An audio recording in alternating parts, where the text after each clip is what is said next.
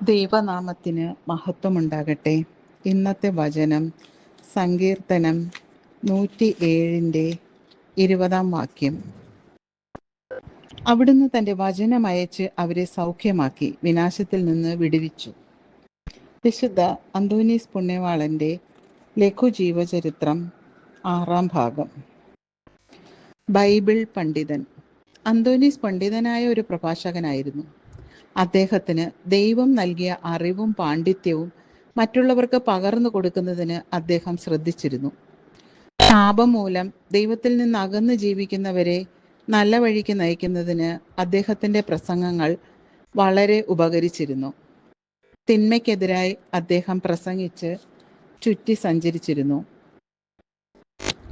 പള്ളികളിൽ മാത്രമല്ല, പൊതുസ്ഥലങ്ങളിലും നാൽക്കവലകളിലുമെല്ലാം അദ്ദേഹം പ്രസംഗിച്ചിരുന്നു. അദ്ദേഹത്തിൻ്റെ പണ്ഡിതോചിതവും വശ്യസുന്ദരവുമായ പ്രസംഗങ്ങൾ മണിക്കൂറുകളോളം കേട്ടുകൊണ്ടിരിക്കുവാൻ ജനങ്ങൾ തൽപരരായിരുന്നു.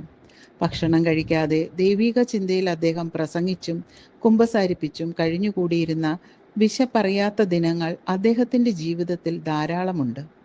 വിശുദ്ധ ഗ്രന്ഥത്തെപ്പറ്റി അദ്ദേഹത്തിന് അവഗാഹമുണ്ടായിരുന്നു.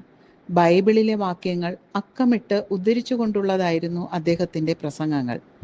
അന്തോനീസിൻ്റെ ബൈബിൾ സംബന്ധിച്ചുള്ള അറിവ് മനസ്സിലാക്കിയ 9-ാം പിയൂസ് മാർപ്പാപ്പ അദ്ദേഹത്തിന് സാക്ഷിപ്പെട്ടകം എന്ന ബഹുമതി നൽകി ആദരിച്ചു. അന്തോനീസ് പ്രസംഗം പോലെ തന്നെ പ്രവർത്തിച്ചും പുണ്യജീവിതം നയിച്ചും ഏവർക്കും മാതൃക കാട്ടിയിരുന്നു. സങ്കീർത്തനങ്ങളുടെ ഭാഷ്യം എന്നൊരു മഹത് ഗ്രന്ഥം വേദപുസ്തകത്തെ ആധാരമാക്കി അന്തോനീസ് രചിച്ചിട്ടുണ്ട്. പാഷാണ്ഡതയ്ക്കെതിരെ ശക്തമായ ഭാഷയിൽ പ്രസംഗിക്കുവാനും പിന്തിരിപ്പൻ വാദമുഖങ്ങളെ ഖണ്ഡിക്കുവാനും അന്തോനീസിനുണ്ടായിരുന്ന കഴിവ് പ്രശംസനീയമായിരുന്നു. അക്കാലത്ത് പാഷാണ്ഡതയിൽ നിബന്ധിച്ച നിരവധി നിരീശ്വരവാദികളെ വിശ്വാസത്തിൻ്റെയും സന്മാർഗത്തിൻ്റെയും പാതയിലേക്ക് തിരിച്ചുവിടാൻ അന്തോനീസിന് സാധിച്ചു. മാതാവിൻ്റെ പ്രത്യേക ഭക്തൻ.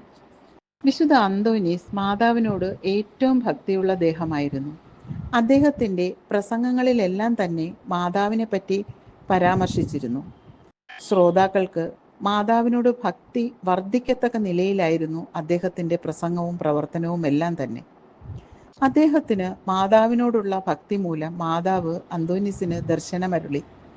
1225 ഓഗസ്റ്റ് 14-ാം തീയതിയായിരുന്നു ആ മഹാസംഭവം നടന്നത്.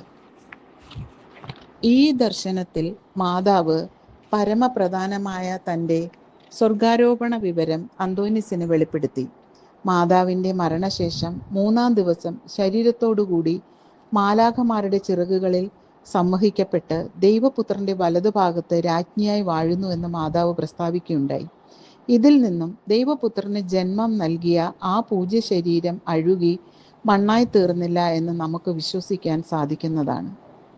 ശ്രേഷ്ഠമായ പ്രവർത്തനങ്ങൾ. ഈശോയ്ക്ക് വേണ്ടിയും തിരുസഭയ്ക്ക് വേണ്ടിയും രക്തം ചിന്തി വേദസാക്ഷിയാകണമെന്നതായിരുന്നു വിശുദ്ധ അന്തോനീസിൻ്റെ നിരന്തരമായ ആഗ്രഹം. എന്നാൽ ദൈവനിശ്ചയം അദ്ദേഹത്തെ മറ്റു വഴിയിൽ കൂടുതൽ പ്രവർത്തന മണ്ഡലത്തിൽ ഉപയോഗിക്കുക എന്നതായിരുന്നു. അദ്ദേഹം നിയോഗിക്കപ്പെട്ട രംഗങ്ങളിലെല്ലാം വിശ്വസ്തയോടും ധൈര്യത്തോടും കൂടി കടമകൾ നിർവഹിച്ച് മുന്നേറി. ജീവിതത്തിൽ ഉടനീളം തനിക്ക് അനുഭവപ്പെട്ട കഷ്ടതകൾ സന്തോഷത്തോടെ സഹിക്കുകയും നിരാശയോ നിഷ്ക്രിയത്വമോ ലേശം പോലും ഏൽക്കാതെ സുധീരം മുന്നേറുകയും ചെയ്തു. അനീതിയും അക്രമവും പാപകരമായ പ്രവർത്തനങ്ങളും എവിടെ കണ്ടാലും അതിനെതിരായി മുഖം നോക്കാതെ പടപൊരുതി നീതി നടപ്പിലാക്കുവാൻ അദ്ദേഹത്തിനുള്ള കഴിവ് അനിതര സാധാരണമായിരുന്നു. സത്യവിശ്വാസത്തിന് ഭീഷണിയായി പതിതമതം എവിടെ മുളയെടുത്താലും അവിടെ ഓടിയെത്തി അതിനെതിരായി പ്രസംഗങ്ങളും ഉപദേശങ്ങളും വഴി അത് ഉന്മൂലനം ചെയ്യാതെ രംഗത്തു നിന്നും അദ്ദേഹം പിന്തിരിയുന്ന പ്രശ്നമില്ല. അക്കാലത്ത് ഫ്രാൻസിനെ ഗ്രസിച്ചിരുന്ന ആൽബിജേൻസിസം എന്ന പതിതമതം സഭയ്ക്കൊരു വെല്ലുവിളിയായിരുന്നു. വളരെ ദേവാലയങ്ങളും സന്യാസാശ്രമങ്ങളും ആക്രമിച്ച് നശിപ്പിക്കുകയും ഒട്ടനവധി വൈദികരെയും ഏതാനും വൈദിക ശ്രേഷ്ഠരെയും വധിക്കുകയും ചെയ്ത ആ പ്രസ്ഥാനം വിലസിയിരുന്നു. വിശുദ്ധ ഡൊമിനിങ്കോസിന്റെ പിന്തുണയിൽ വിശുദ്ധ അന്തോനീസ് നടത്തിയ ധർമ്മസമരം അവസാനം വിജയം വരിച്ചു. പിതാവിനും പുത്രനും പരിശുദ്ധാത്മാവിനും സ്തുതി. ആമേൻ.